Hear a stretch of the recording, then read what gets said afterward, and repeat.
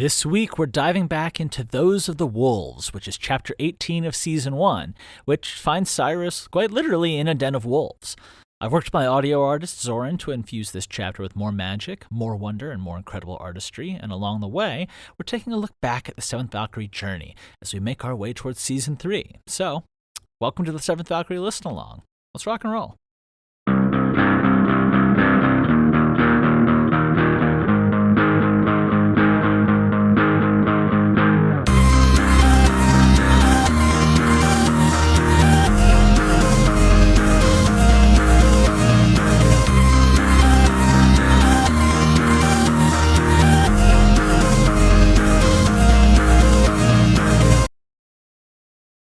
Hello, everyone, and welcome to the Seventh Valkyrie Listen Along. I'm your host, Colin Sharp, creator and current voice of the Seventh Valkyrie.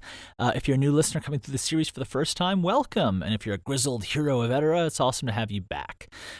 This chapter is 18 from Season 1, Those of the Wolves.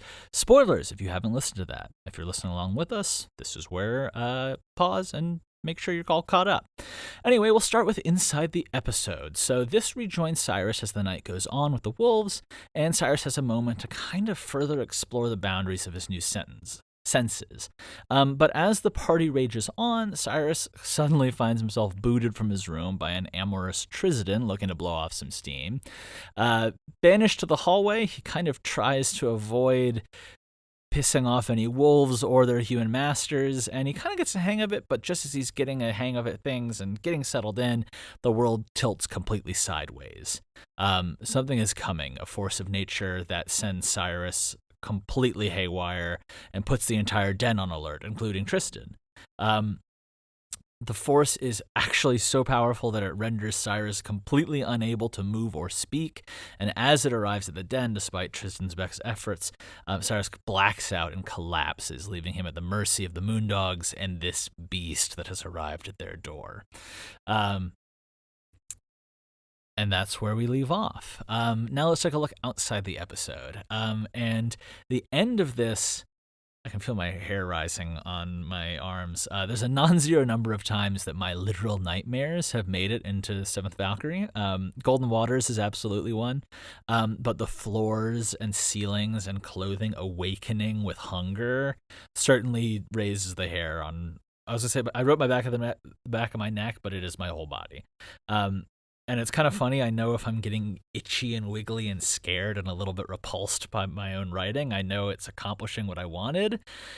And it's like not necessarily always about being gross, but it is about conveying something visceral in this experience from Cyrus. I think audio ends up being a good platform for that because it jumps into your brain even more directly. I remember studying that in one of my computing classes about how like the way we hear things, like our brain processes that data fast, and it wires that connection straight up. And I really wanted us to feel this with Cyrus. This is an experience that we could not have on this planet, and it's brutal and weird, and it nearly kills him. But we make it through, just barely, and we can feel with him how hard things were. But what is continuing to come will surpass the trials in this chapter, obviously. And you'll have to keep listening, or if you're a hero, you already know what happens. But anyway, if you are not a hero and you're itching to get ahead, you are not alone, and you can do that one of two ways. You can listen to the episodes as they were released right now today for free, or if you'd like to experience the full magic of the series, you can join us on Patreon as a hero of Edera and get exclusive access to the Season 1 reimagining and eventually Season 3 weeks before it hits the public. Either way, glad to have you along for the ride, and I'll check back in with you guys soon.